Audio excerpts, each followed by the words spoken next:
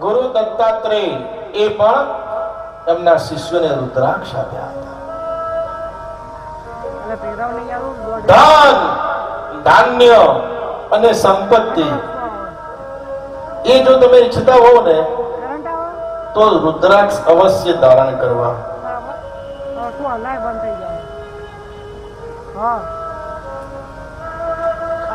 એક થી 27 મુખીના રુદ્રાક્ષ. રુદ્રાક્ષ નું ખૂબ મહત્વ છે.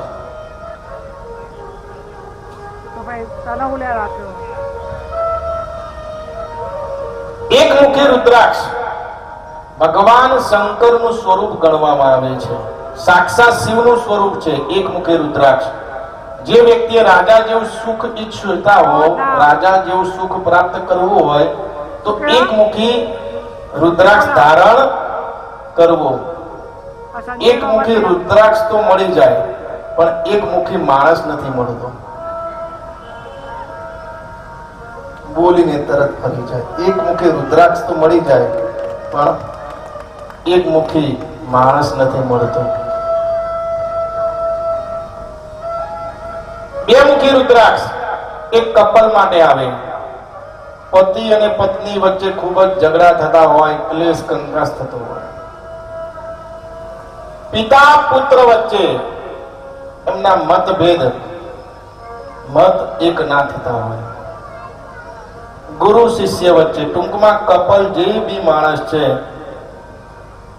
એમના વચ્ચે શ્રેષ્ઠ પ્રેમ રાખવા માટે બે મુખી રુદ્રાક્ષ ધારણ કરવો અથવા એના દર્શન કરવા. ખૂબ પુણ્ય મળે બાપ. ત્રણ મુખી રુદ્રાક્ષ એ પાપમાંથી મુક્ત થવા માટે છે. દરેક પાપમાંથી મુક્ત થવા માટે ત્રણ મુખી રુદ્રાક્ષ ધારણ કરો. ચાર મુખી રુદ્રાક્ષ વિદ્યા અભ્યાસ માટે છે.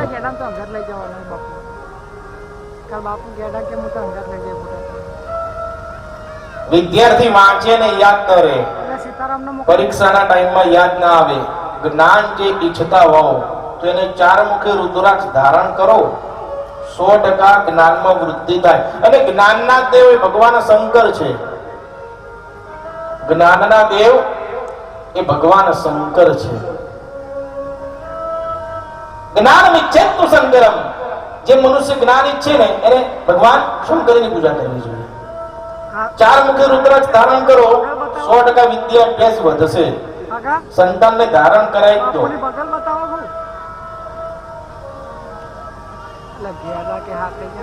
ચાર મુખી રુદ્રાક્ષ જ્ઞાન માટે છે, વિદ્યા માટે છે. પાંચ મુખી રુદ્રાક્ષ એક કાર્ય સિદ્ધિ માટે છે. 6 મુખી રુદ્રાક્ષ બુદ્ધિ માટે છે. બુદ્ધિમત્તા બુદ્ધિની વૃદ્ધિ માટે 6 મુખી. 7 મુખી રુદ્રાક્ષ લક્ષ્મી માટે. લક્ષ્મીનું સાક્ષાત સ્વરૂપ માનવામાં આવ્યું છે. 7 મુખી રુદ્રાક્ષ. ચાંદીના પાત્રમાં ઘરમાં 7 મુખી રુદ્રાક્ષ રાખો તો લક્ષ્મી આવે. એનો સદુપયોગ કરો તો વધે. 7 મુખી રુદ્રાક્ષ એ લક્ષ્મીનું પ્રતીક છે.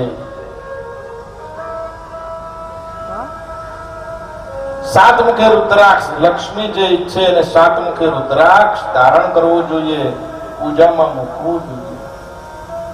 આરોગ્ય, કોઈને વધુ પડતા બીમાર રહેતા હોય, દવાખાનું સતત ચાલુ રહેતું હોય તો એ લોકોએ 8 મુખી રુદ્રાક્ષ એના દર્શન કરવા જોઈએ.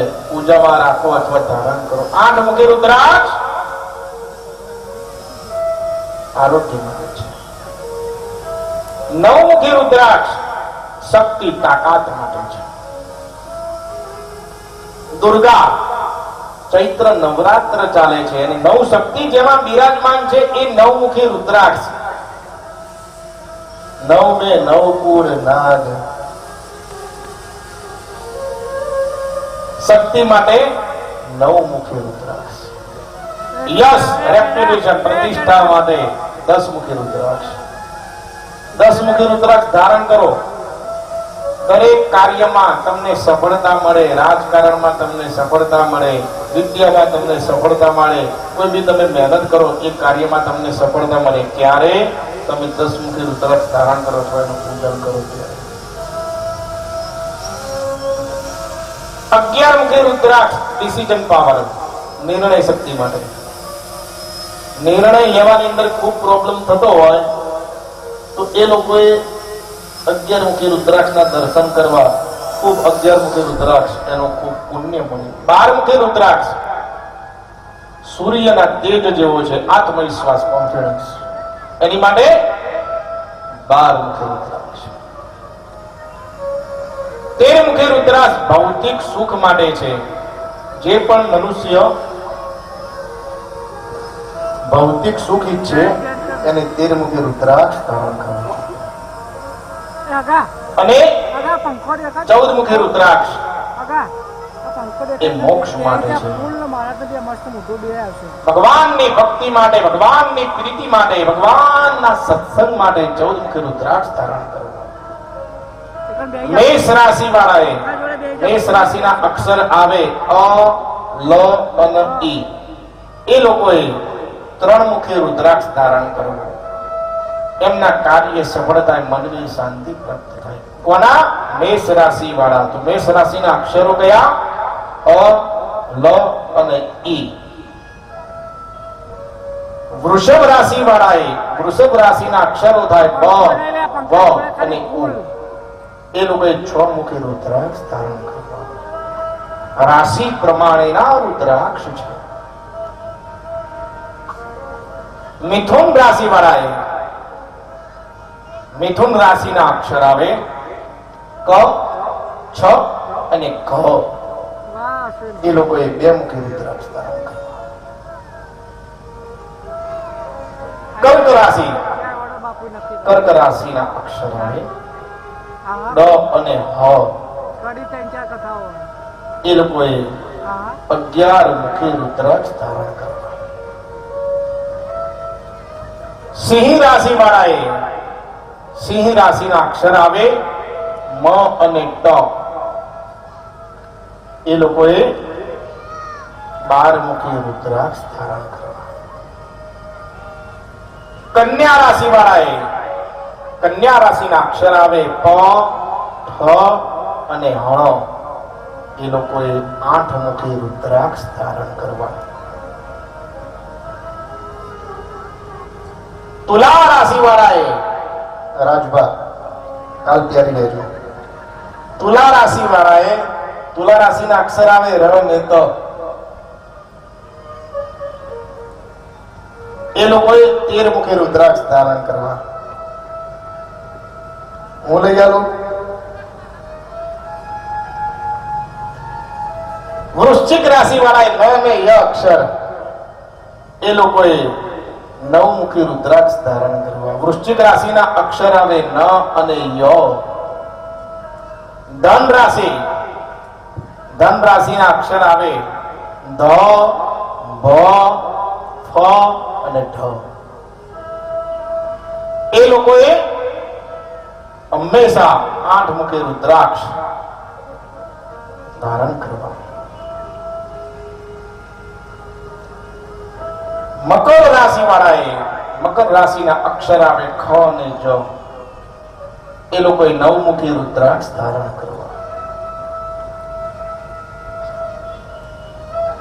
કુંભ રાશિ વાળાએ, કુંભ રાશિના અક્ષર આવે ગ, શ, સ અને સ. 3 સ છે. સ મૂર્ધન્ય, કંઠવ્ય અને તાલવ્ય. શિવ બોલવું હોય તો જીભ તમારી અંદર રોલ થવી જોઈએ. શિવ, શિવ, શિવ. સત્ય બોલવું હોય તો સત્ય. અને સરકોણ તો ગળામાંથી બોલાય. કંઠવ્ય જેને કહેવામાં આવે છે શ, શ અને શ. કુંભ રાશિ ગ, શ, સ. એ લોકોએ 10 મુખી રુદ્રાક્ષ ધારણ કરવા.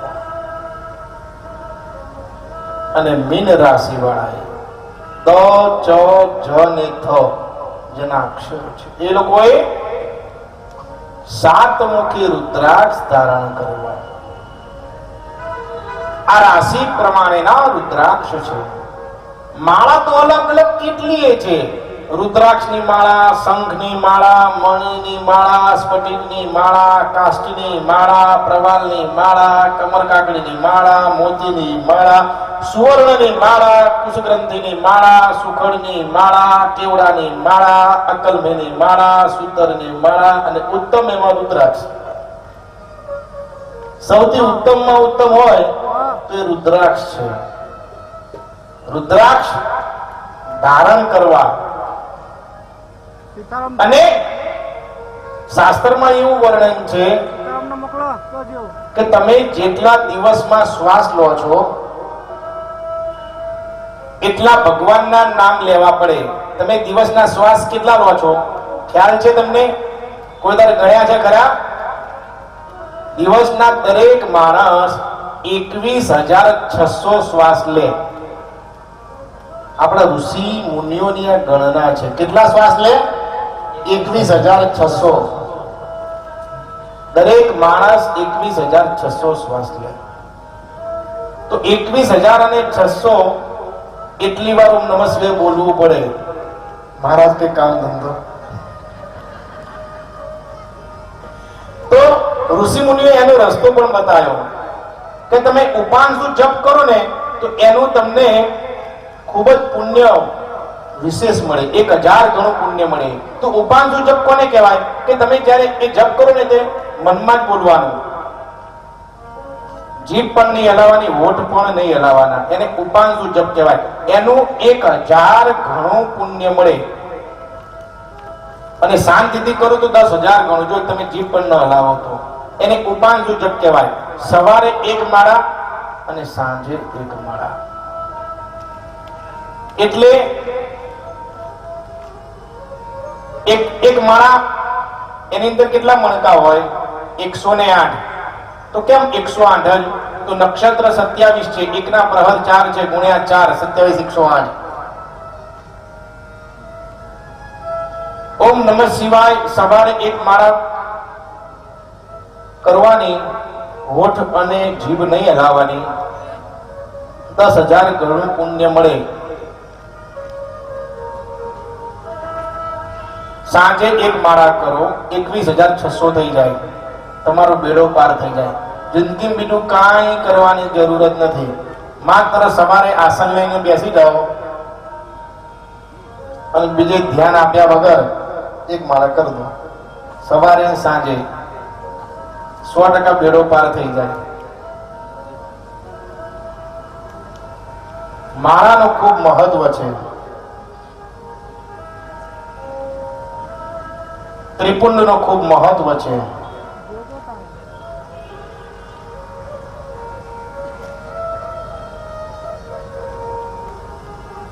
સવારે 1 ઉપાંશુ તમે જપ કરો અને સાંજે 1 ઉપાંશુ માળા જપ કરો, બેડો પાર થઈ જાય. 100 ગણું પુણ્ય મળે. શાંતિથી કરો, વિશેષ પુણ્ય મળે. સવારે 1 માળા 108 અને સાંજે 108 એટલે કે ટોટલ કેટલા થાય? 216. 216 ગુણ્યા 100 કરો એટલે બરાબર 21,600 તમારે જપ પૂરા થઈ જાય.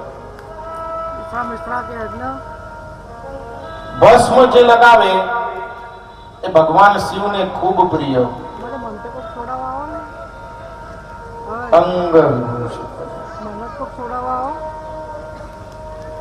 અંગે ભસ્મ સ્મશાન. હે મહાદેવે કેમ ભસ્મ લગાય એનું કારણ પછી કહું. રાજભાન થોડો વારો આપીએ.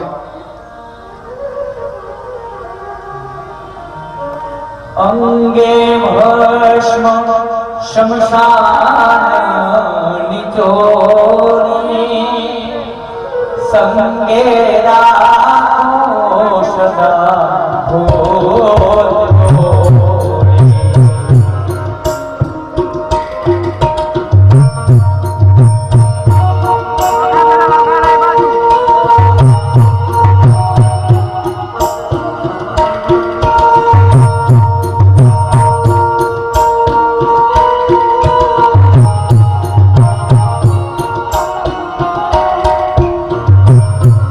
અંગે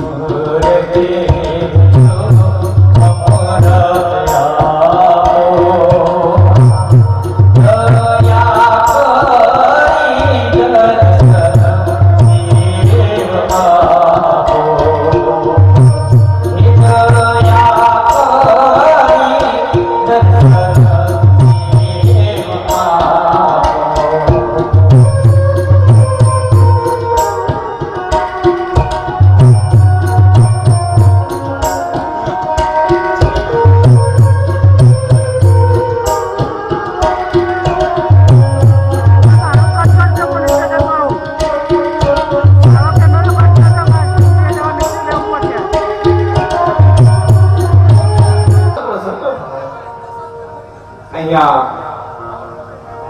પરમ જ્યોતિષના સારા આચાર્ય અને કર્મકાંડના સારા જ્ઞાતા પ્રફુલભાઈ પધારેલા છે. એમને નિવેદન કરું કે સ્ટેજ પર પધારો. ખૂબ જ જ્ઞાની પંડિત છે. આપણે ભગવાન કાશી વિશ્વનાથને પ્રાર્થના કરી આપીએ, ભગવાન એમની દરેક મનોકામના પૂર્ણ કરે. હરે હરે મહાદેવ શંભો, વિશ્વનાથ શંભો, હર હર મહાદેવ શંભો, હર હર વિશ્વનાથ શંભો, વિશ્વનાથ શંભો, હર હર મહાદેવ શંભો, હર હર વિશ્વનાથ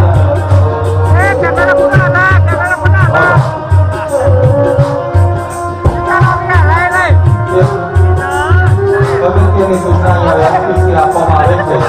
કોઈ પણ હરિભક્તએ આરતીમાં ઊભું થવાનું, પોતાની જગ્યા ઉપર બેસી રહેશે. કોઈ પણ હરિભક્તએ આજે ખસી રહ્યો, આપણને હરિભક્તો ઉપર વિશ્વાસ છે. એક પણ હરિભક્તો ઉભા નહીં. શાંતિથી બેસીને જ આપણે આરતીનો લાભ લઈશું. રાજભા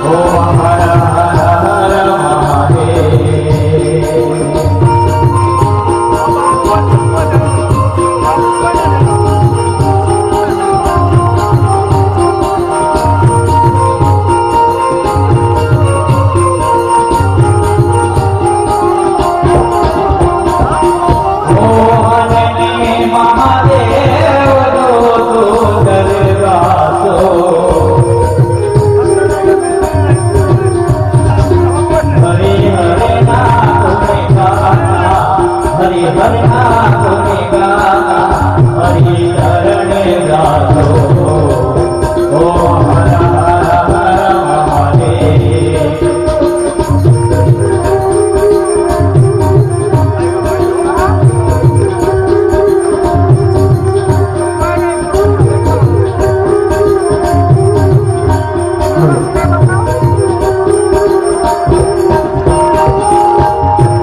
હરાની આરતી જે કોઈ ગાતે